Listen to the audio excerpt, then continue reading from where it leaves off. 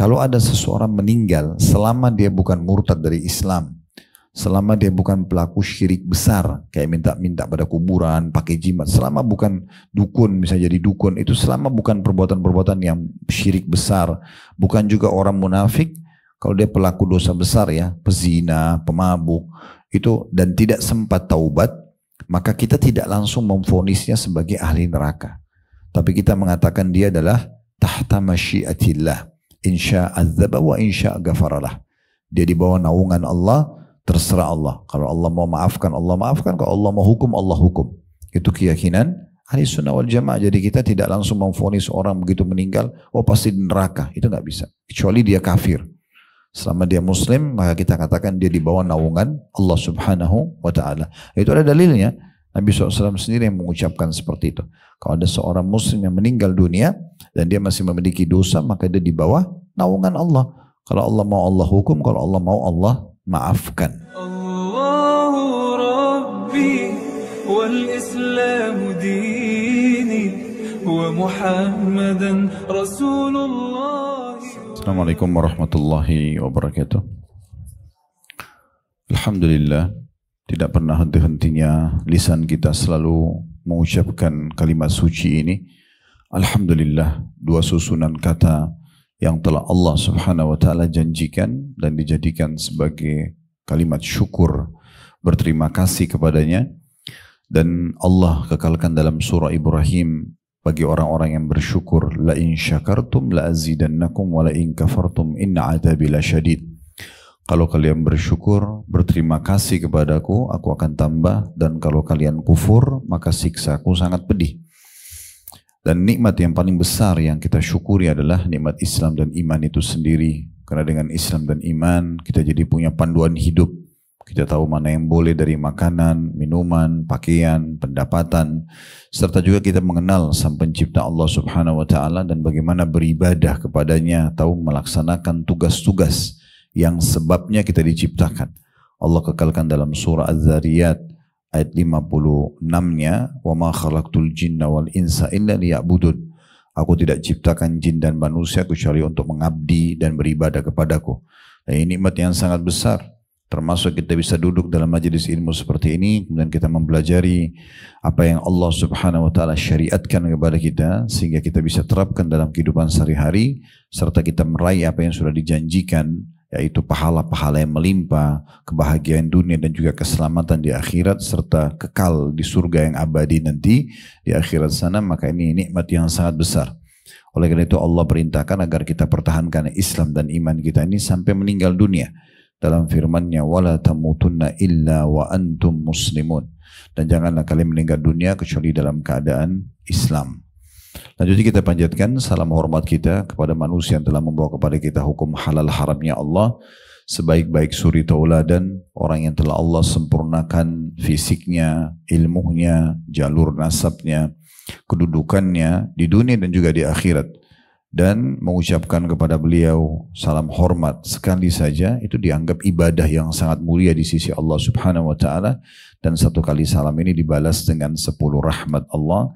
Dan rahmat Allah meliputi segala sesuatunya. Pengampunan dosa, peninggian derajat, pemenuhan kebutuhan dan solusi dari permasalahan-permasalahan hidup kita. Oleh karena itu, setelah memuji Allah, alhamdulillah, sangat wajar kalau kita selalu juga mengucapkan salawat dan taslim kepada Nabi besar Muhammad sallallahu alaihi wa ala alihi wa sahbihi wasallam. Seperti biasa, bila Allah subhanahu wa ta'ala mudahkan, kita akan melanjutkan bedah buku kita, meraih pahala besar dengan amalan ringan, yang ditulis oleh Muhammad Khair Yusuf, dan kita masih di bab muamalah dan juga akhlak. Bagaimana ini bagian daripada agama kita. Ada bab akidah, juga ada bab muamalah dan bab akhlak. Ini salah satu babnya. Bagaimana berinteraksi dengan orang dengan cara yang baik, dengan cara yang dibolehkan dan diperintahkan oleh Allah subhanahu wa ta'ala. Dan kita menghindari semua apapun karakter dan sifat-sifat yang buruk. Ya, karena itu memang dilarang dalam agama kita. Kita sudah menjelaskan cetang yang pertama ya di halaman 73 tentang masalah bagaimana kalau seseorang itu mengudahkan urusan orang lain gitu ya. Ini sudah kita bahas dan waktu itu kita bagi menjadi 3 bagian. Yang memudahkan urusan orang lain, kemudian juga orang yang menutupi aib seorang muslim. Ya, kalau dia tahu, dia nasihatin, dia luruskan, selebihnya dia tidak expose. Kemudian yang ketiga, bagaimana kita menuntut ilmu dan keutamaan majelis ilmu itu sendiri. Di cetang yang pertama dan hadis yang mulia ini, cukup panjang hadisnya yang diriwayatkan oleh Imam Muslim. Kita menghabiskan 3 pertemuan pada saat itu ya. Dan pertemuan yang lalu kita membahas cetang yang kedua di halaman 76 ya. Karena saya sudah minta ibu-ibu kalau masih ingat, saya dikasih cetang, di atas cetang itu dikasih angka ya. Jadi ini bahasan kedua yang bulan yang lalu, bahasan yang lalu itu di bab muamalah dan akhlak. Yaitu bagaimana kita menjaga hubungan baik sesama manusia. Baik hubungan kita dengan orang-orang atau kita memperbaiki hubungan 2 orang yang sedang retak. Ya, kita memperbaiki hubungan 2 orang yang sedang retak, suami istri yang bertengkar, tetangga sama tetangganya, bawahan sama atasannya. Bagaimana kalau mereka ribut, kita masuk dan menengahi dan memperbaiki keadaan mereka bila memang kita punya ya, ilmu dan kemampuan untuk itu. Ini sudah kita jelaskan panjang lebar pada pertemuan yang lalu. Dan bagi orang-orang yang sengaja merusak hubungannya dengan manusia, maka itu sama saja dia menghancurkan agamanya. Nah, sudah dijelaskan di sini di halaman 77 ya. Kalau orang merusak hubungannya dengan orang lain atau dia sengaja ya merusak hubungan antara orang dengan orang yang lainnya juga, maka itu berarti pembinasaan terhadap agama, itu kan, maksudnya dia merusak agamanya sampai dibahasakan oleh Nabi SAW seperti orang yang mencukur habis rambut kepalanya. Baik, kita akan masuk sekarang cetang yang ketiga di halaman 78 ya, ibu-ibu sekalian. Ini ditulis angka 3 di atasnya karena bahasan yang ketiga di dalam bab muamalah dan akhlak kita. Khusus ini adalah membahas tentang masalah hutang piutang. Hutang piutang, bagaimana hukum hutang dalam Islam dan bagaimana hukum orang yang menghutangkan orang lain. Apa saja yang merupakan bahasan dalam bab ini akan kita panjang lebar jelaskan insyaAllah setelah saya bacakan dulu hadis yang diangkat oleh penulis. Seperti biasa, beliau hanya mengangkat sebuah hadis setiap bahasannya. Nanti kita akan menjelaskan panjang lebar dalam syarahnya. Di halaman 78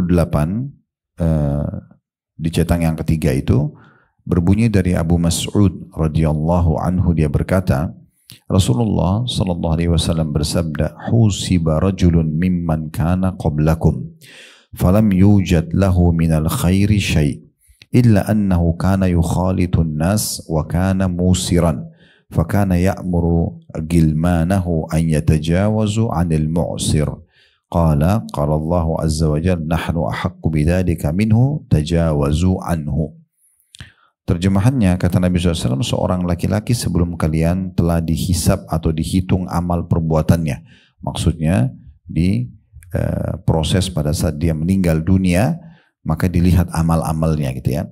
Dan tidak didapatkan sedikit pun dari kebaikannya.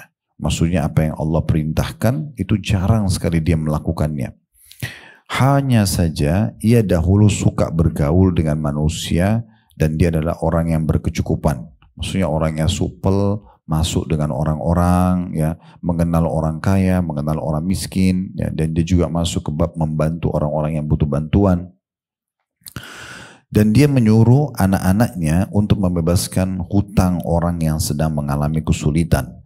Di sini bisa bermakna gilman itu adalah anak-anak kandungnya atau bisa juga berarti pegawainya. Jadi dia memerintahkan mereka kalau ada orang yang punya utang sama kita dan dia tidak mampu, maafkan saja. Maka Rasulullah SAW pun bersabda bahwa Allah berfirman, "Aku lebih berhak melakukan pembebasan daripada orang ini, maka bebaskanlah dia," maksudnya dari api neraka, "dan maafkan dosa-dosanya." Baik, cetang yang selanjutnya itu masih masuk dalam bahasan poin nomor 3, cetang nomor 3 kita. Karena ini masih sama tentang masalah riwayat yang mirip dengan ini sebenarnya, diangkat oleh penulis.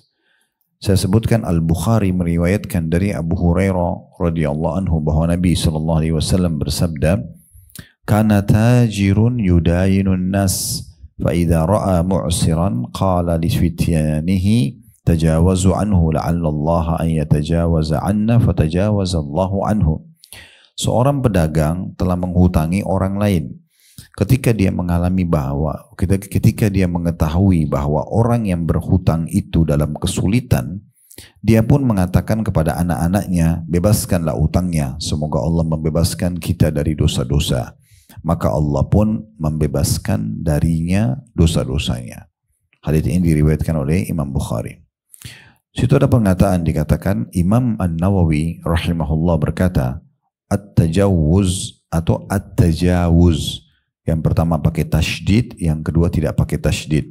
Makna keduanya adalah memberikan kelonggaran dalam pelunasan dan pembayaran dan mau menerima kekurangan. Jadi maksudnya kalau dia tagih orang itu bisa bayar, dia terima. Kalau nggak bisa bayar, dimaafkan atau diberikan tenggang waktu. Atau kalau ada orang misalnya punya utang 1 juta, dia hanya mampu bayar 700.000, diterima, 300.000-nya dimaafkan. Nah, itu yang dimaksud makna daripada hadis at-tajawuz. Ya, dia suruh maafkan, atau dia suruh mudahkan, atau dia suruh beri tenggang waktu. Dalam hadits ini kata Imam Nawawi, terdapat keutamaan dalam penangguhan dan pelunasan utang bagi orang yang kesulitan, baik keseluruhan hutangnya atau sebagiannya, sedikit ataupun banyak, sedikit ataupun banyak. Jadi ini yang jadi bahasan kita. Baik, saya akan coba masuk kepada penjelasan hadits ini dulu. Kedua buah hadits ini kita coba ambil pelajarannya. Yang pertama dari hadits Abu Mas'ud radhiyallahu anhu. Pelajaran yang pertama bisa diambil adanya informasi mukjizat dari Nabi SAW tentang umat sebelum kita. Jadi kadang-kadang memang Nabi sampaikan begitu. Ada umat sebelum kalian begini ceritanya. Ya, apakah yang terjadi di masa hidupnya atau yang terjadi nanti pada saat dia dihisab. Nah, salah satunya adalah hadits ini yang menyebutkan ada informasi kita tidak tahu siapa orang ini, kita juga tidak pernah tahu permasalahannya apa, tapi Nabi SAW sampaikan sebagai bentuk mukjizat. Mukjizat Nabi itu dibagi dua, ibu-ibu sekalian ya. Ada mukjizat dalam bentuk informasi dan ada mukjizat dalam bentuk sesuatu yang nampak depan mata, kejadian yang spektakuler gitu ya. Seperti kalau Nabi Musa itu beliau bisa mengubah tongkatnya jadi ular. Nah itu Nabi juga punya itu. Ya, Nabi Muhammad SAW punya itu. Kalau informasi ini lagi dibagi 3 lagi oleh para ulama. Potongan pertama mukjizat Nabi kan informasi. Ada informasi sesuatu yang terdahulu tentang kisah-kisah orang-orang sebelum kita. Kisah-kisah para nabi-nabi gitu kan. Kisah tentang Nabi Hud dengan kaumnya, kaum Ad. Kisah tentang Nabi Saleh dengan kaumnya Nabi Thamud. Nabi Saleh dengan kaum Thamud. Kemudian kisah Nabi Lut dengan kaumnya. Kisah Nabi Ibrahim dengan kaumnya. Dan kisah-kisah nabi-nabi. Ada 25 nabi dan rasul yang disebutkan di dalam Al-Quran. Yang namanya jelas disebutkan ya. Jumlah mereka yang diutus oleh Allah itu 124.000 nabi. Di antaranya 313 rasul. Nah itu disampaikan informasinya. Dalam bentuk informasi. Nah ini mukjizat karena kita nggak tahu. Itu diinformasikan oleh Allah, oleh Nabi SAW dari Allah Subhanahu Wa Taala. Ada informasi yang sedang terjadi di masa hidup Nabi Muhammad SAW. Beliau menceritakan tentang apa yang terjadi di masa hidupnya. Seperti kasus waktu unta beliau hilang misalnya ya. Pada satu kali unta beliau hilang, kemudian beliau sampaikan kepada para sahabatnya, coba cari untaku ada di mana. Waktu itu beliau pulang dalam satu perjalanan. Lalu orang-orang munafik menyakiti beliau SAW sambil mengatakan, inikah yang mengaku sebagai nabi? Masa untanya aja hilang dia nggak tahu di mana? Gitu. Maka Nabi SAW menyampaikan kepada para sahabatnya, ada orang di antara kalian ini menandakan akhlak yang luar biasa ya. Padahal yang menyakiti Nabi itu adalah orang munafik. Beliau juga raja pada saat itu. Beliau bisa hukum. Tapi beliau cuma mengatakan, ada dia orang di antara kalian yang mengatakan, inikah yang mengaku Nabi? Masa untanya aja hilang dia nggak tahu gitu ya. Maka Nabi SAW mengatakan, ketahuilah saya manusia biasa. Saya nggak tahu memang kalau tidak tahu. Namun sekarang baru saja Jibril datang menyampaikan kepadaku tentang posisi untaku ada di mana di lembah ini dan tali kekangannya terikat di satu pohon, ke sana dan ambillah. Akhirnya sahabat menemukan unta tersebut. Nah itu kan informasi tentang apa yang sedang terjadi, gitu ya. Dan cukup banyak contoh-contoh berhubungan dengan masalah ini. Tapi kita bukan sedang membahas mukjizat. Ini cuma faedah dari hadis ya. Kemudian informasi yang akan datang.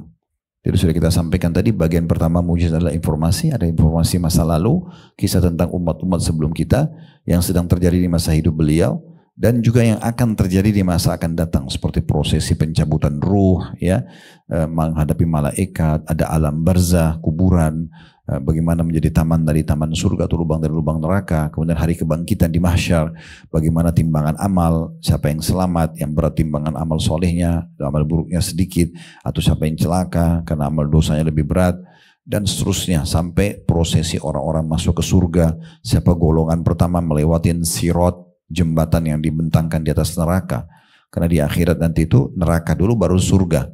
Jadi semua orang-orang beriman pun harus melewatin neraka dulu baru masuk ke surga supaya mereka lihat, oh ternyata ini tempat yang saya selamat darinya.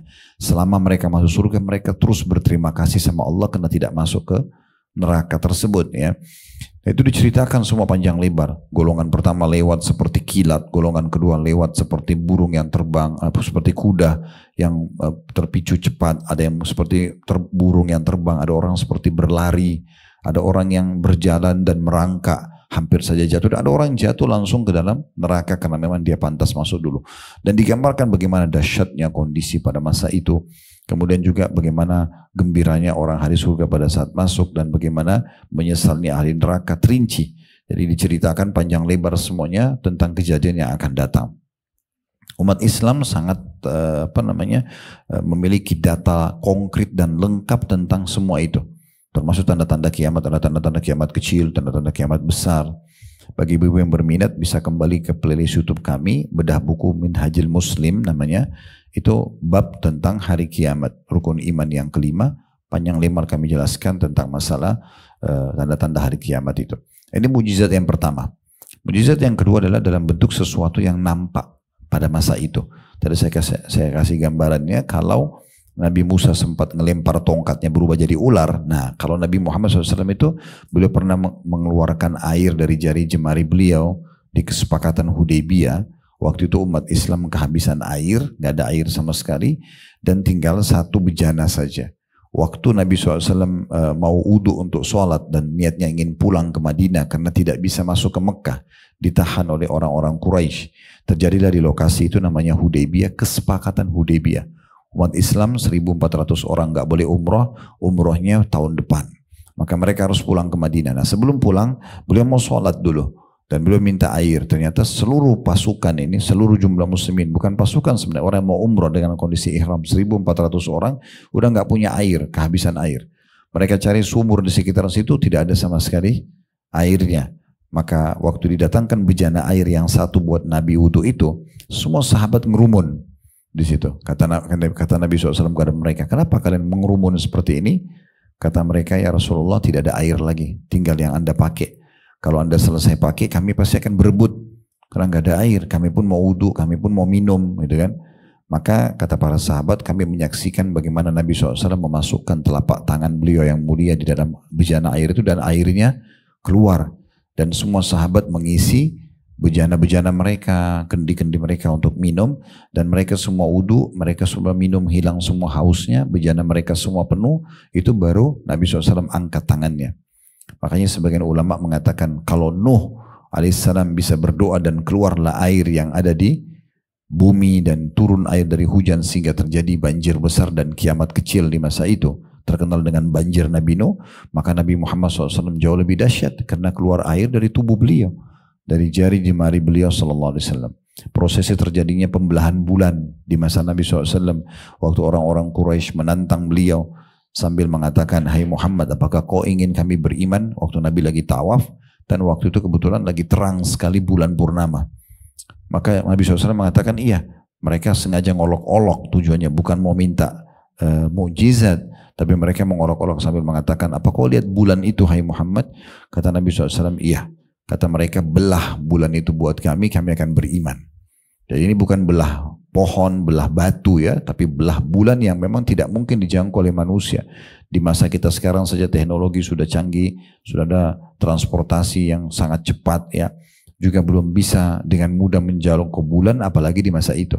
Tapi mereka kaget waktu Nabi SAW sebagai mukjizat mengatakan, kalau Allah berikan kalian, artinya betul-betul saya bisa membelah bulan dengan jari saya, apakah kalian akan beriman? Mereka bilang tentu saja. Lalu para sahabat mengatakan, kami menyaksikan dengan mata kepala kami bagaimana Nabi SAW menggaris bulan dengan jari telunjuk beliau dan terbelah dua. Setengahnya di Bukit Abi Kubais, sebelahnya lagi di Aswaida, dua gunung yang menghimpit Ka'bah di masa itu.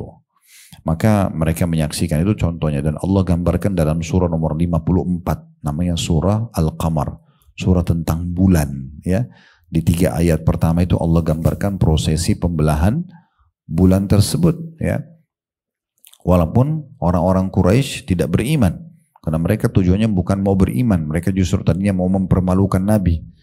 Maka mereka mengatakan, coba kita tanya orang-orang Quraisy yang ada di luar Mekah, apakah mereka menyaksikan juga bulan terbelah ini? Kalau mereka menyaksikan berarti Muhammad benar. Tapi kalau tidak, berarti kita yang disihir matanya.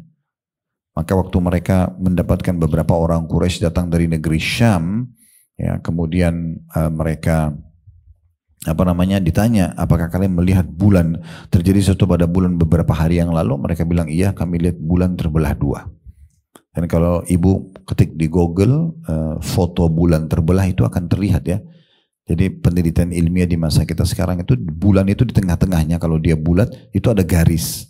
Secara ilmiah garis itu cukup rata gitu ya, merata di titik yang hampir sama, sehingga kalau ditarik itu betul-betul seperti terbagi dua, seperti roti bulat kalau kita belah dua gitu ya. Kalau kita potong pakai pisau itu kan ada bekas potongannya, nah seperti itu. Mereka mengatakan ini menandakan bulan pernah terbelah, tapi entah kapan, mereka tidak tahu. Bisa di searching di Google foto dan informasi tentang bulan terbelah. Nah itu contohnya. Dan cukup banyak yang lain. Nabi SAW pernah menyembuhkan penyakit para sahabat, ya. Bagaimana kisah Qatadah radhiyallahu anhu pada saat perang matanya kena anak panah, kemudian sobek, rusak matanya. Maka para sahabat mengatakan, waktu lihat Qatadah, bagaimana kalau kami potong saja mata kamu, karena bola matanya sudah keluar, tinggal tertahan oleh sedikit kulitnya gitu. Jadi nggak bisa lagi sebenarnya dipakai, udah rusak. Di masa sekarang saya dengan teknologi canggih, mata seperti ini nggak bakal bisa dipakai lagi, mustahil gitu ya. Udah rusak, kena anak panah, robek, semuanya rusak. Maka dia dengan cerdasnya Qatadah mengatakan, coba bawa saya ke Nabi SAW, bawa saya ke Nabi SAW. Maka dibawa kepada Nabi, lalu Nabi bilang sama dia sambil tersenyum, hai Qatadah, kalau kau mau saya doakan sekarang bisa langsung sembuh, kembali matamu utuh, mata yang sudah rusak ini. Dan kalau kau mau bersabar tanpa mata, karena matamu rusak di medan perang, maka kau akan dibalas surga. Maka Qatadah pun mengatakan, ya Rasulullah, saya ingin Anda mendoakan supaya mata saya sembuh, dan saya juga minta surga, minta dua-duanya. Ya. Maka Nabi SAW pun sambil tersenyum mencabut anak panah itu, lalu memasukkan bola matanya Qatadah ke dalam matanya. Setelah berdoa dicabut telapak tangan beliau dan kembali matanya utuh. Kata para sahabat, kami tidak bisa bedakan mana mata Qatadah yang bagus dan yang tadinya sudah rusak itu, karena dua-duanya kembali sempurna, tanpa operasi, tanpa apa. Itu mukjizat gitu ya. Dan cukup banyak yang lain. Nabi SAW berdoa dengan turunnya hujan.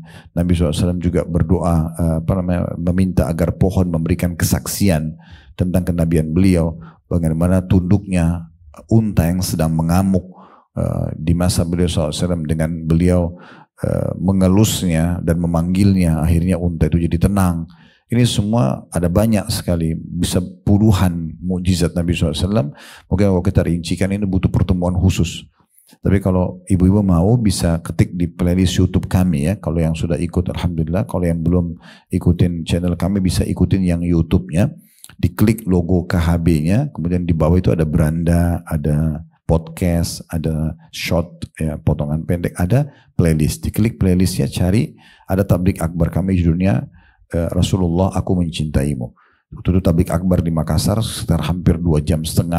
Kami rincikan satu persatu tentang mukjizat yang terjadi di masa Nabi SAW. Tapi ini diantaranya. Nah, ini adalah informasi yang merupakan mukjizat dari Nabi SAW. Kita kembali ke hadis kita ya. Bagaimana Nabi SAW sampaikan, dulu telah ada cerita tentang salah seorang sebelum kalian, dia pada saat meninggal dimaafkan oleh Allah. Apa sebabnya? Tadi sudah kita bacakan hadisnya. Pelajaran kedua dari hadis yang bisa diambil adalah bagaimana kemahamurahan Allah Subhanahu wa Ta'ala dengan amal-amal tertentu, asal orang itu tulus melakukannya, itu sudah cukup untuk memaafkan kesalahan-kesalahannya. Itu kemahamurahan Allah.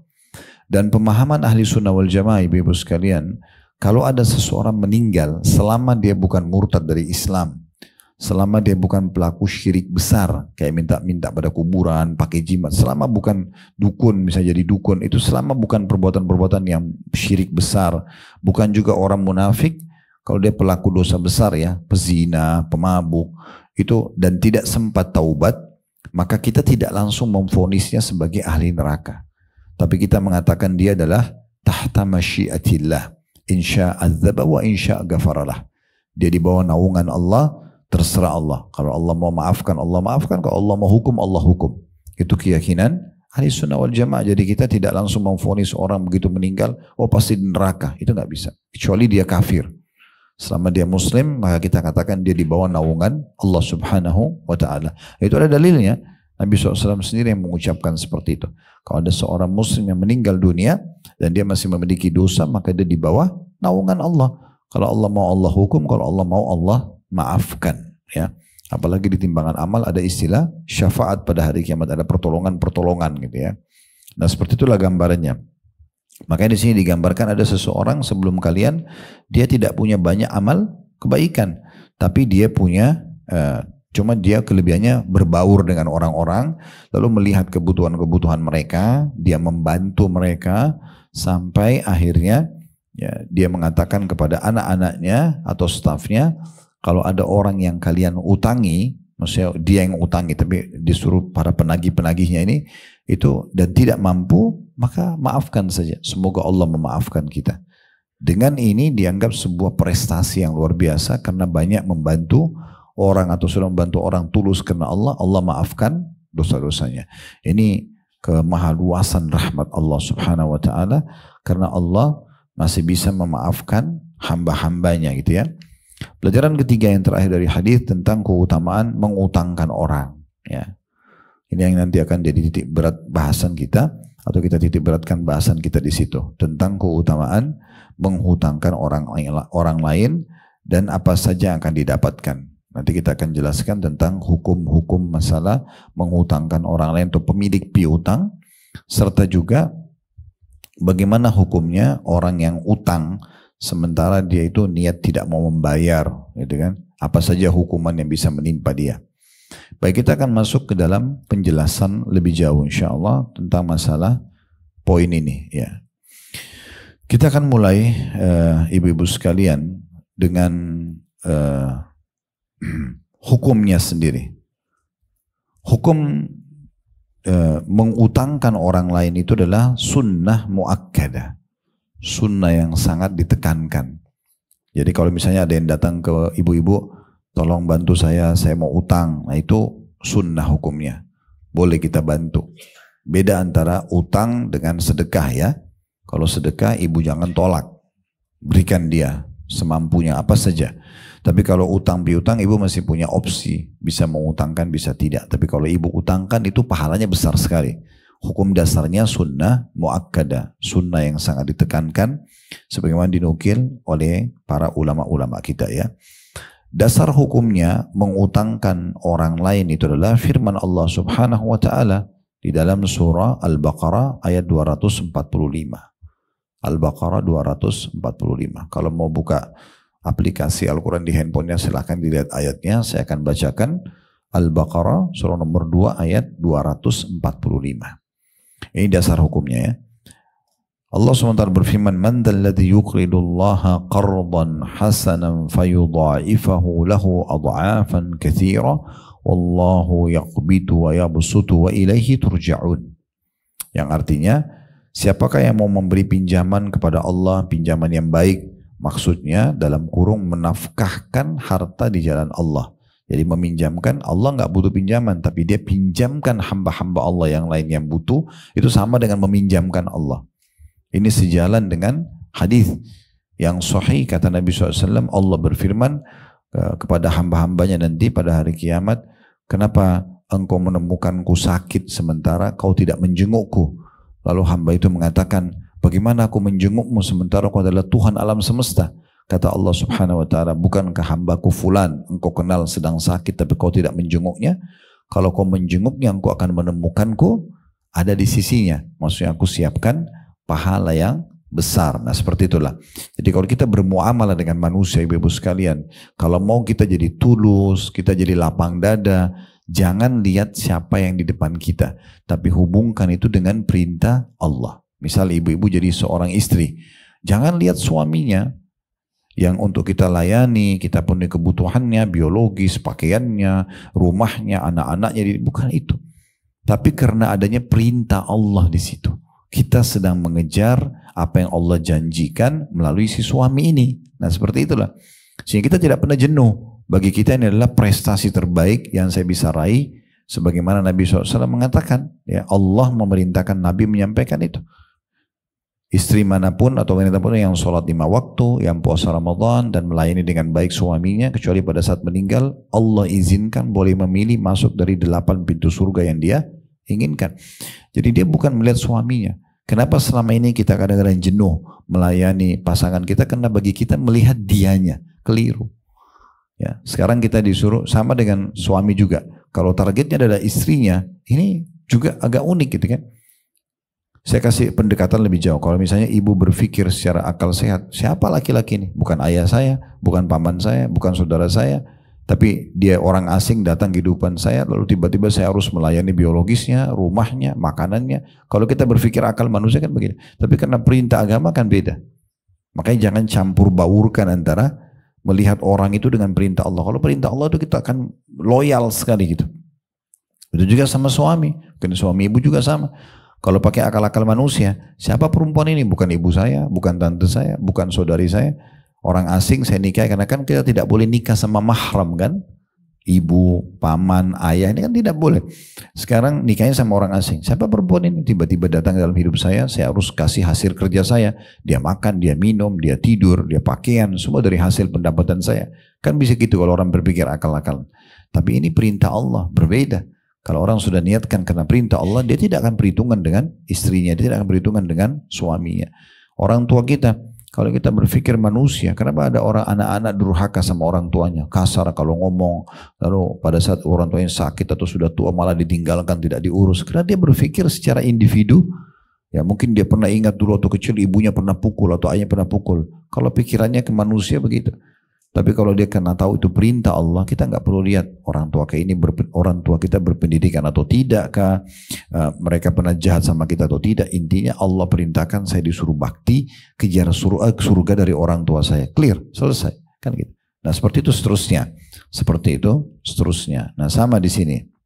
Siapa yang meminjamkan untuk Allah pinjaman yang baik, maksudnya meminjamkan kepada hamba-hambanya karena Allah, ya.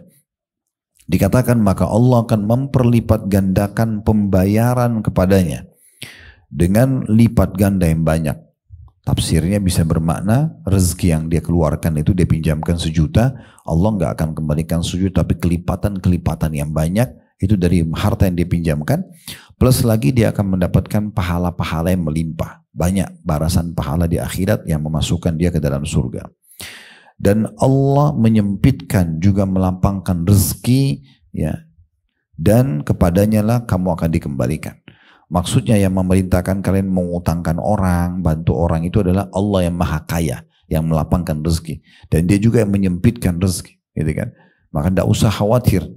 Makanya Nabi SAW berkata kepada Bilal, ini pernah kita sampaikan hadis sahih ya, hai Bilal, berinfaklah dan jangan pernah kamu takut miskin dari pemilik singgasana yang agung, ya. Sedekah aja, yakin Allah akan gantikan, maka selesai, hidup kita akan tenang gitu ya.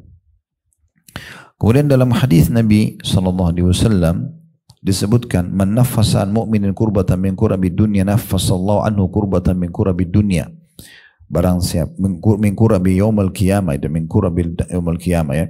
Siapa yang menghilangkan satu kesulitan seorang mukmin dari kesulitan-kesulitan dunia, maka niscaya Allah akan bantu dia dalam kesulitan pada hari kiamat.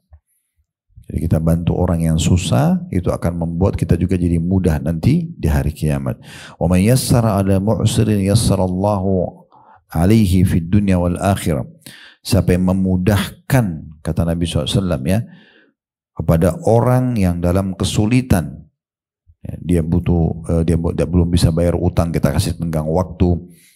Dia belum bisa kembalikan barang kita, maka kita maafkan atau kita mudahkan dia gitu. Tadi saya juga sebutkan ada orang yang bayar utang, mungkin dia cuma punya 700.000 dari 1 juta, 300.000-nya kita maafkan. Semua itu maka Allah akan mudahkan urusannya dunia dan akhirat. Wa man satara musliman satarahu Allahu fi dunya wal akhirah. Siapa yang menutupi aib saudara seorang muslim di dunia, Allah akan tutupi aibnya dunia akhirat. Jadi tidak gosipin orang, tidak ekspos kesalahannya gitu ya.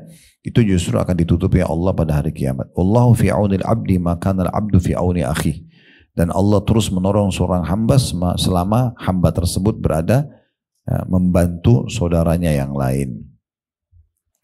Dan kita perlu tahu, ini sudah pernah saya jelaskan, saya ingatkan lagi, kita punya 2 jenis investasi dalam Islam. Ada investasi yang bisa ibu-ibu ambil keuntungan. Misalnya ibu diajak oleh temannya bisnis, ya. Ini saya mau buka restoran, saya mau buka apalah usaha, misalnya usaha apa saja, butuh modal 100 juta. Kamu mau investasi nggak? Bayar 50 juta, saya 50 juta, kita nanti bagi 2, 50%. Untung rugi tanggung sama-sama. Kalau untung sama-sama dapat 55%, kalau rugi sama-sama tanggung 55%. Itu namanya mudharabah. Itu boleh kita ambil keuntungan. Tapi ingat, tidak boleh kita mau untung saja. Saya investasi ya, tapi saya tidak mau tahu rugi.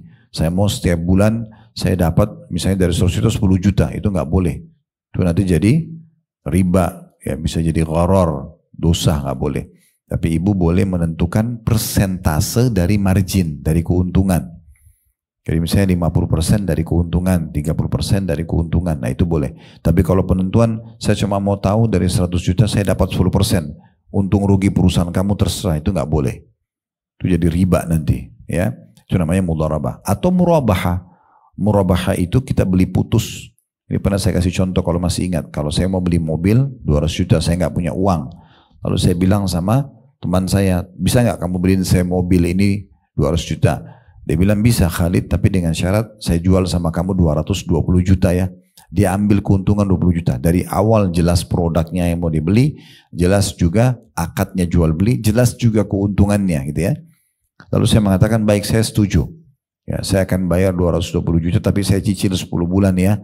Setiap bulannya 22 juta, 10 bulan selesai misalnya. Maka itu namanya akad murabaha. Boleh ambil keuntungannya. Nah, ada investasi, nggak ada untung dunianya sama sekali. Tapi investasi juga, itulah hutang piutang. Ya, ini orang banyak tidak paham.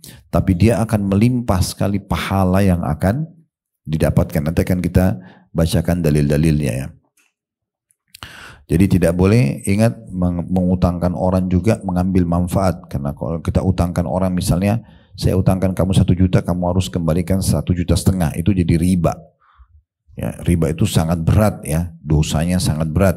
Karena dalam hadis yang sahih kata Nabi SAW, riba 73 tingkatan, yang paling rendahnya sama dengan orang berzina dengan ibunya sendiri. Yang paling tingginya itu sama dengan orang atau setara dengan orang merendahkan saudaranya muslim. Gitu ya.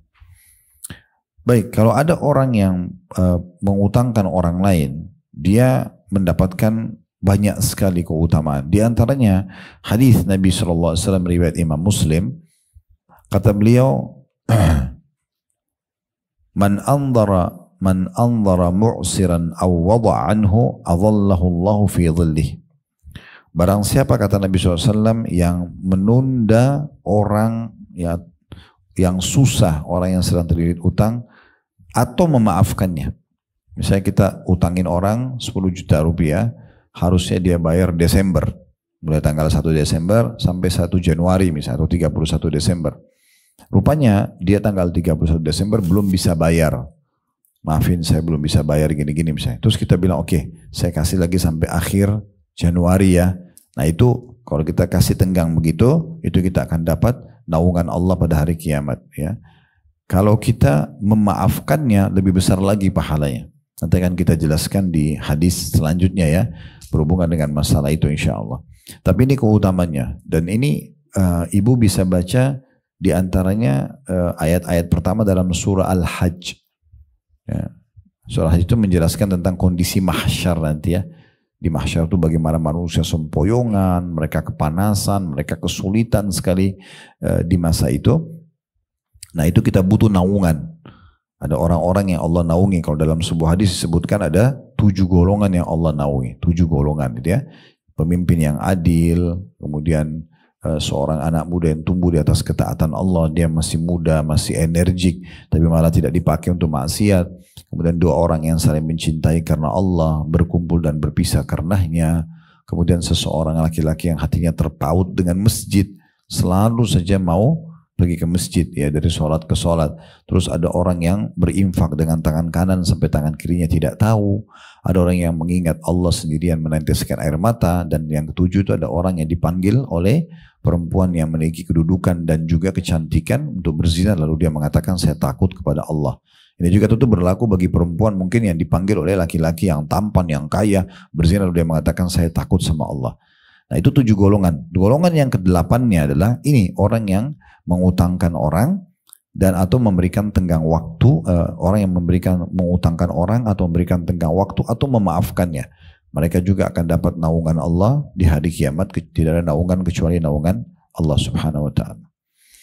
Nah kalau ibu coba memberikan tenggang waktu, ya Allah subhanahu wa ta'ala memuliakan orang seperti ini. Sebagaimana Allah puji mereka dalam surah Al-Baqarah, surah nomor 2 ayat 280. Ini ada pujian sendiri. Allah SWT memuji orang-orang yang memberikan tenggang waktu, memudahkan orang yang masih belum mampu membayar, apalagi sampai memaafkannya. Surah Al-Baqarah, surah nomor 2 ayat 280 yang berbunyi, wa in kana dhu usratin fanadhiratun ila maisarah fanadhiratun ila maisarah wa an tasaddaqu khairun lakum in kuntum ta'lamun. Dan jika orang berutang itu dalam kesukaran, kita pemilik piutang, orang yang sedang kita utangkan ini sulit mereka hidupnya, maka berilah tangguh, ini firman Allah, sampai dia berkelapangan dan menyedekahkan. Maksudnya sebagian dari utang itu adalah kalau kamu tidak mampu bayar 1 juta dari 1 juta, 500.000 aja, atau semua utang itu sudahlah karena kamu nggak mampu, sudah saya maafin aja karena Allah. Itu lebih baik bagimu kata Allah jika kamu mengetahuinya. Dan Nabi SAW ya, mengingatkan, tadi sudah kita sebutkan bagaimana orang yang memberikan tenggang waktu ya, atau memaafkan utang seseorang, maka dia akan dapat naungan Allah. Tidak ada naungan kecuali naungan Allah subhanahu wa ta'ala gitu ya.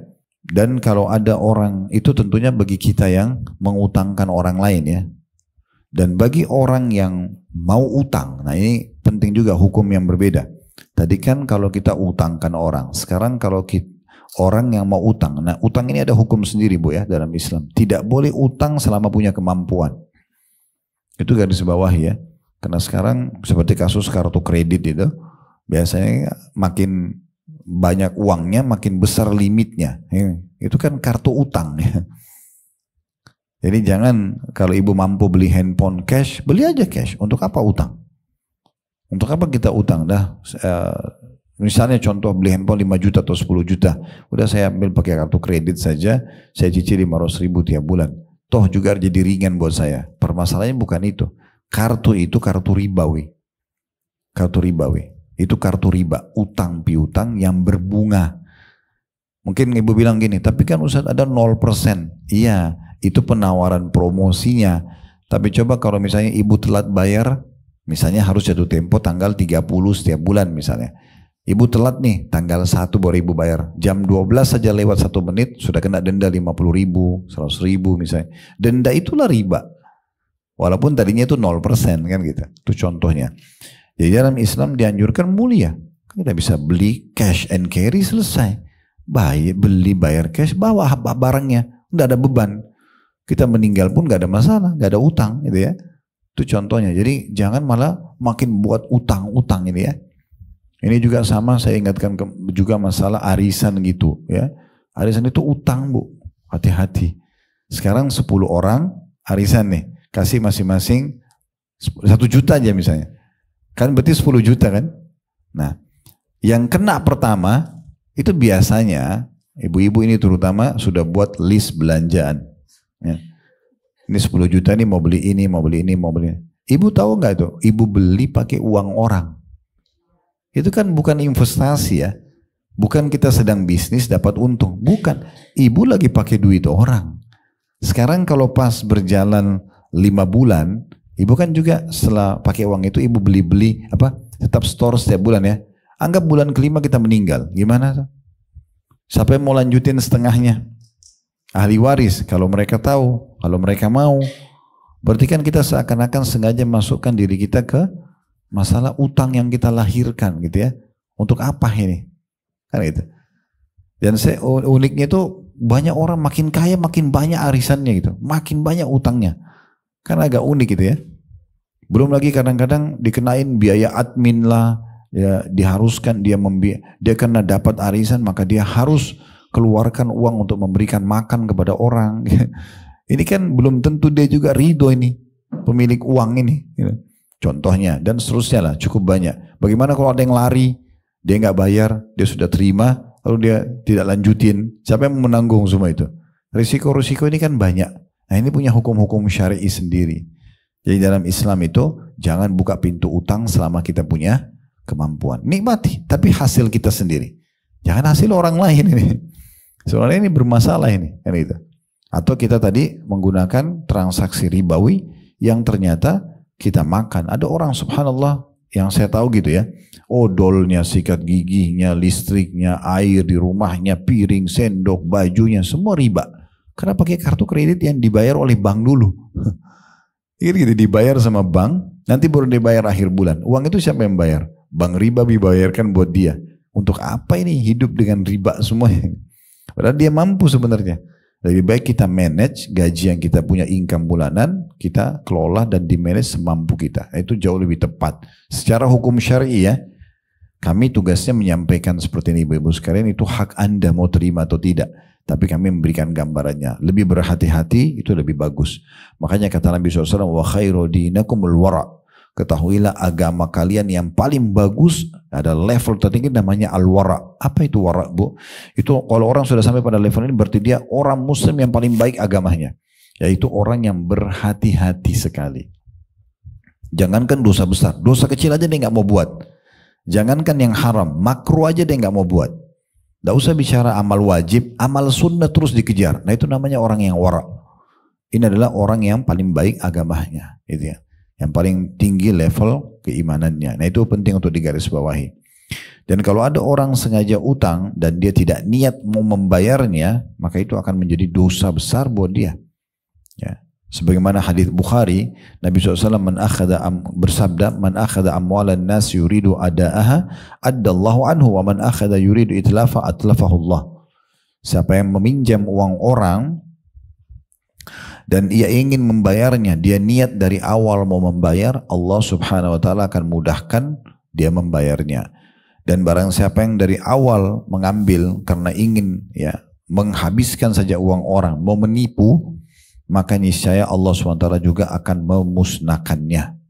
Allah pun akan menghukumnya gitu ya. Ini penting sekali untuk digarisbawahi. Jadi kita harus baik-baik ya mengatur manajemen keuangan kita ya. Itu hukum-hukum tentang masalah mengutangkan orang dan juga utang ya kita sendiri. Kita pemilik piutang atau kita hutang sama orang. Jadi kalau kita mau utangin orang itu pahalanya besar. Kita berikan tenggang waktu juga bagus, kita maafkan juga itu bagus gitu ya. Nah ada poin penting, kalau seandainya ada orang meninggal dunia di dalam Islam sementara dia punya utang, ya itu para ulama-ulama tidak disarankan mensolatinya. Tapi awamnya orang boleh, silakan. Kenapa? Karena Nabi SAW begitu dalam hadis Bukhari. Kalau ada orang yang minta disolat di jenazahnya atau kerabatnya ya, misalnya orang meninggal lalu kerabatnya bilang, ya Rasulullah tolong solatin. Anggap kita hidup di masa Nabi, ada kerabat kita meninggal, kita bawa. Yang pertama Nabi tanya, dia punya utang enggak? Nabi tanya itu dulu. Ya. Hal taraka lidainihi fadla, ada enggak harta yang cukup? Kalau ada utang enggak? Ada. Oke, ada harta cukup untuk bayar. Kalau ada dibayarin utangnya gitu kan. Tapi kalau tidak ada, ya, Maka Nabi SAW tidak mau sholat sambil mengatakan sallu ala sahibikum. Kalian boleh sholati saudara kalian ini. Tapi Nabi sendiri nggak mau sholat. Kecuali ada yang jamin mau membayar utangnya. Maka waktu itu Nabi SAW sempat waktu mau sholati seseorang, orang itu punya utang 2 dirham. Lalu Nabi bilang, kecuali ada yang menjaminnya. Ada sahabat mengatakan, ya Rasulullah saya jamin. Sholati aja, saya akan bayar utangnya. Nah baru Nabi SAW sholati. Ini kan berarti menandakan tidak gampang orang punya utang ya. Ini bahaya sekali. Sama juga kalau ibu punya utang, ibu usahakan punya tulisan. Wasiat. Saya punya utang sama si fulan. Walaupun kecil gitu ya. Karena masalahnya ada hadis Nabi SAW yang berbunyi, ruh seorang mukmin akan bergantung, ya tidak dibawa laporin kepada Allah antara langit dan bumi selama utangnya belum dibayar. Kita juga tahu ada hadis yang sahih, orang mati syahid itu diampuni semua dosanya kecuali hutangnya. Jadi saking bahayanya utang itu ya. Oleh karena itu jangan dibuka kecuali dalam kondisi darurat.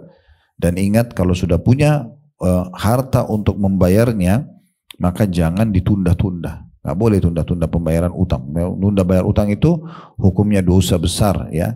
Nggak boleh. Ya, ini bahaya sekali kata Nabi SAW dalam hadis, matlul ghani zulm. Menunda pembayaran utang bagi orang yang mampu kezaliman. Nggak boleh. Ibu mampu bayar, udahlah nanti bulan depan aja. Orangnya juga belum nagih kok. Ingat tadi saya bilang, muamalah kita sama Allah bukan sama orang itu. Biar orang itu lupa, kita yang datang ingatkan. Ini ya, saya sudah transfer, saya bayar sebagai bentuk ketakwaan kita kepada Allah Subhanahu wa taala. Di dalam hadis yang diriwayatkan Ibnu Majah juga Tirmidzi, kata Nabi SAW, man faraka ruhul jasada wa huwa bari'un min thalathin dakhalal jannah. Siapa yang wafat, ruhnya terlepas dari jasadnya dan dia selamat dari 3 perkara, dijamin baginya masuk surga. Ibu meninggal tidak ada 3 hal ini, maka atau salah satunya maka ibu dijamin masuk surga. Yang pertama al-kibr, kesombongan. Kalau kita selama hidup kita biasa aja, orang jahat sama kita, kita santai aja. Orang sombong kita nggak balas dengan sombong gitu kan. Orang gunjing, fitnah kita nggak balas. Allah punya cara lah ya untuk membalasnya nanti, dan Allah juga ya akan memberikan pahala yang besar. Kita tidak sombong maka itu akan selamat masuk surga nanti. Yang kedua al-gulul. Nah ini gulul itu adalah pengkhianatan. Berkhianat ya, suami istri berkhianat atau teman sama temannya atau bawaan sama atasannya. Itu kalau dia berkhianat tidak bisa masuk surga. Tapi kalau dia aman dari khianat, khianat amanah apa saja ya, maka secara otomatis dia akan selamat masuk surga. Yang ketiga ini yang jadi saksi bahasan kita, utang. Kalau dia meninggal selamat dari utang, maka berarti dipastikan dia akan aman pada hari kiamat. Yang dijamin masuk ke surga. Ini penting sekali untuk digarisbawahi ya, supaya jangan kita tidak atau menganggap remeh masalah ini ya. Begitu juga kalau kita tadi dalam hadis yang kita sudah bahas di buku kita tadi, kalau seandainya ada orang ya mengutangkan orang lain dan dia memberikan tenggang waktu atau dia memaafkannya, maka itu jauh lebih besar ya pahalanya tentunya. Sebagaimana dalam hadis kata Nabi SAW, siapa yang mengutangkan orang lain, ini hadis yang sangat agung ya. Siapa yang mengutangkan orang lain, maka dia otomatis akan mendapatkan keutamaan ini. Renungi baik-baik. Kata Nabi SAW, ma min muslimin yukridu musliman qardan marrataini illa kana qasadaqatiha marrah. Hadis ini hadis yang sahih diriwayatkan Ibnu Majah. Artinya, siapa yang mengutangkan seorang muslim sampai 2 kali. Saya ada orang pernah utang sama ibu sekali, dia udah bayar. Sekarang dia datang lagi, tolong utangin saya lagi. Ibu utangin lagi. Nah kalau ibu utangin dia 2 kali, berarti yang satunya dianggap sedekah di jalan Allah. Misalnya kita utangin orang ini 2 kali 10 juta, 10 juta.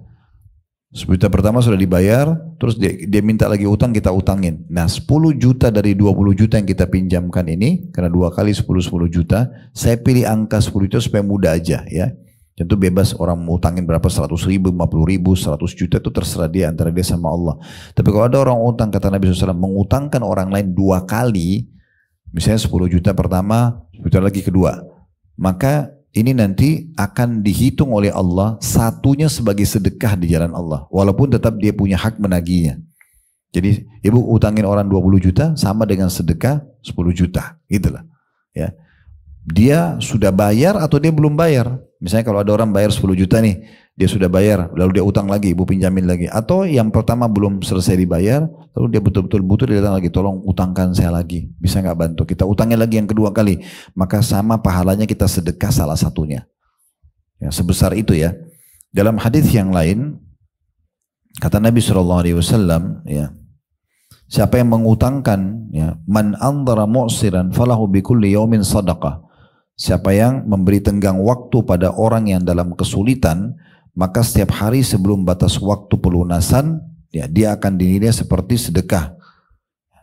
Man andhara mu'siran falahu bikulli yaumin sadaqatun qabla an yahillad dain. Misalnya ibu utangin orang 1 Desember, jatuh tempo 1 Januari. Nah 1 Desember itu sama ibu sedekah setiap hari sejumlah uang yang ibu utangkan orang. Jadi kalau kita utangkan orang 1 juta misalnya 1 Desember sampai 31 Desember atau 1 Januari lah, anggap 31 hari dia utang ya. Berarti ibu setiap hari seperti sedekah. Kalau utangnya 1 juta sama dengan sedekah setiap hari 1 juta. Kali 31 hari berarti 31 juta. Ini modal investasinya pinjamin orang 1 juta, pahalanya 31 juta. Ya, itu kata Nabi SAW. Fa'idha halad dain fa'andhara kana lahu bikulli yaumin mithlaihi sadaqah. Kalau lewat dari masa yang sudah disepakati, tiba 1 Januari, dia belum bisa bayar. Maka kita kasih lagi, oke deh, nanti 1 Februari aja dibayar. Nah di bulan Januari sama sedekah setiap hari double. Berarti 2 juta per hari. Gitu kan? Seperti itulah. Kalau tadi Desembernya kena masih dalam tenggang waktu akad, nah 1 hari sedekah sejumlah uang itu. 1 juta kita utangin, berarti 1 juta tiap hari, sampai kali 31 hari 31 juta. Investasinya 1 juta, pahalanya 31 juta. Kalau pas bulan Januari jatuh tempo kita tagih, Bu, mana utangnya belum dibayar? Maaf ya, saya belum bisa nggak dikasih tenggang waktu? Oke, 1 Februari ya. Nah di bulan Januari itu sama 1 hari sedekah 2 juta. Kalau dia 30 hari misalnya bulan Januari itu kan, misal itu kan ada sampai 31 biasanya. Kalau 30 hari berarti 60 juta. Karena 2 juta per hari kali 30 hari berarti 60 juta. Dalam 2 bulan saja ibu dapat pahala 31 juta tambah 60 juta, 91 juta, padahal investasinya cuma 1 juta. Nah ini yang tadi saya bilang jenis investasi yang kedua yang orang banyak nggak paham. Kalau ini pahalanya besar. Kadang-kadang orang kalau mau utang aja kita sudah cemberut. Ya, kita berpikir langsung negatif gitu ya. Padahal sebenarnya ini sumber pahala yang sangat besar. Sebagian ulama mengatakan kadang-kadang ada orang yang tidak paham ya. Kalau dia dengan memiliki piutang pada orang lain, Allah ingin memberikan dia pahala sedekah banyak sekali yang mungkin kalau bukan karena piutang sama orang itu dia tidak akan sedekah sebanyak itu. Ya kan? Sekarang contoh, kita bisa nggak setiap hari sedekah 1 juta? Oke, kita masih berpikir misalnya. Tapi kalau kita utangin orang, nilai itu bisa kita dibayar sama dia 1 waktu setelah jatuh tempo, tapi tetap Allah catat sedekah setiap hari sejumlah itu. Berarti kan kita bisa sedekah dengan nilai yang mungkin kita tidak bisa sedekah. Bagaimana orang yang utangin orang 10 juta? Seperti setiap hari 10 juta semasa di waktu yang disepakati. Kalau lewat waktunya 20 juta per hari. Ada orang sebagian datang mengatakan, Ustadz ada orang utang sama saya sudah 10 tahun tidak dibayar. Itu luar biasa pahalanya itu. 1 tahunnya 365 hari. Kayak kan? Kalau kali 12 itu luar biasa itu. Mendekati 5.000 hari. 5.000 hari dia bersedekah kurang lebih 4.000 sekian hari ya. Karena 365 itu kali 12 gitu kan.